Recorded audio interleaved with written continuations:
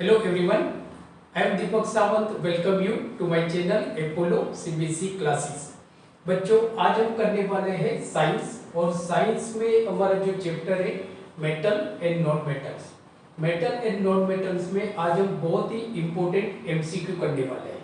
ये जो एमसीक्यू है ये आपकी बोर्ड के एग्जाम में काफी बार पूछा जाता है, मीन्स के काफी बार ये सीबीएसई की बोर्ड की एग्जाम में पूछा जाता है, तो बहुत ही इम्पोर्टेंट एमसीक्यू है।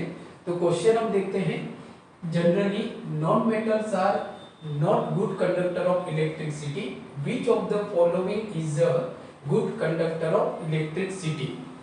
और आपके ऑप्शन से diamond, graphite, sulphur and fluorine.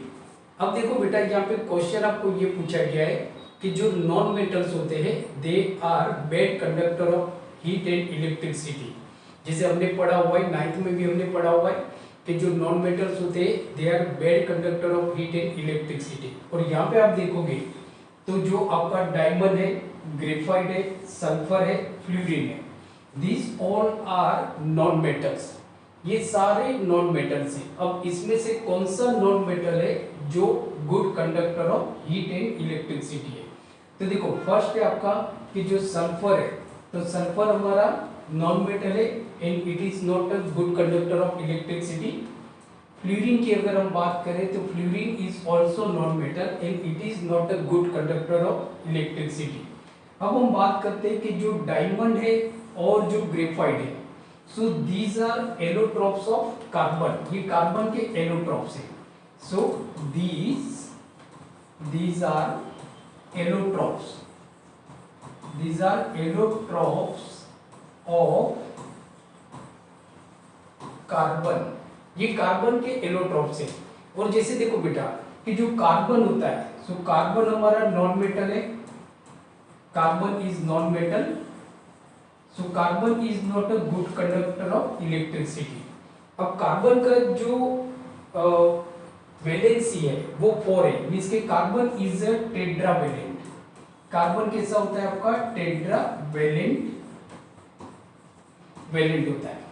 अब अगर हम बात करें तो हमारा जो सही ऑप्शन है वो है ग्रेफाइट। तो जो ग्रेफाइट है हमारा, so graphite is a good conductor of heat and electricity.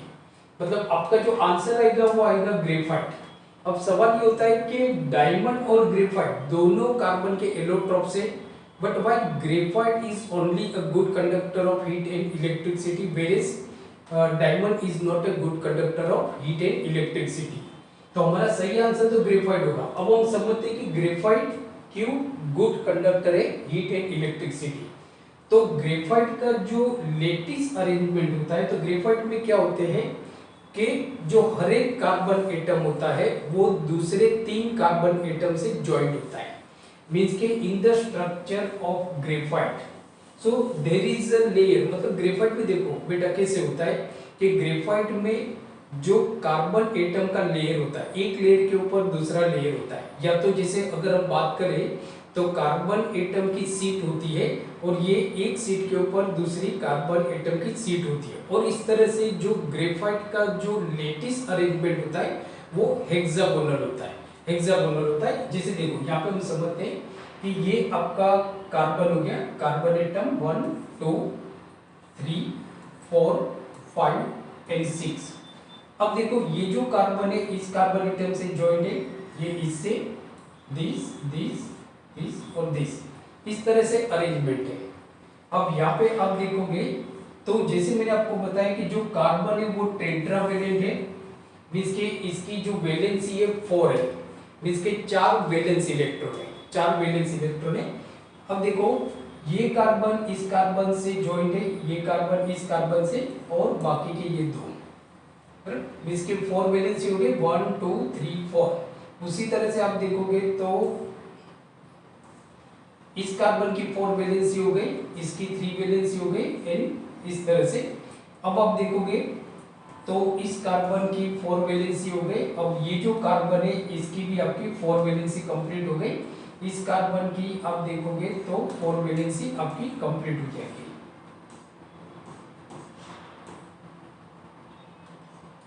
तो इस तरह से देखोगे तो जो कार्बन जो मतलब कि जो ग्रेफाइट का जो स्ट्रक्चर होता है वो हेक्सागोनल होता है।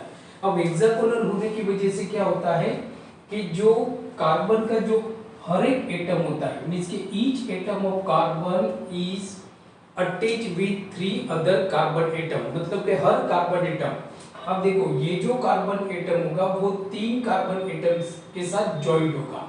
किसके साथ जॉइंट होगा? 3 कार्बन एटम के साथ जॉइंट होगा बाय कोवेलेंट बॉन्ड। कौन से बॉन्ड से होता है? कोवेलेंट बॉन्ड से जॉइंट होता है, बराबर। तो होता क्या है कि एक जो आपका इलेक्ट्रॉन होता है वो फ्री लेता है, मीन्स के one electron is free to move and this free electron is responsible for the conductor of heat या तो इलेक्ट्रिसिटी। और ये जो फ्री इलेक्ट्रॉन होता है, ये फ्री इलेक्ट्रॉन रिस्पॉन्सिबल होता है इलेक्ट्रिसिटी के कंडक्टर के लिए, मीन्स के it is responsible for the conduction of electricity. तो हमारा सही आंसर होगा ग्रेफाइट, और क्यों होगा वो भी हमने देख लिया। So thank you very much for watching today video lecture. So keep watching and पढ़ते रहिए। Thank you very much, take care.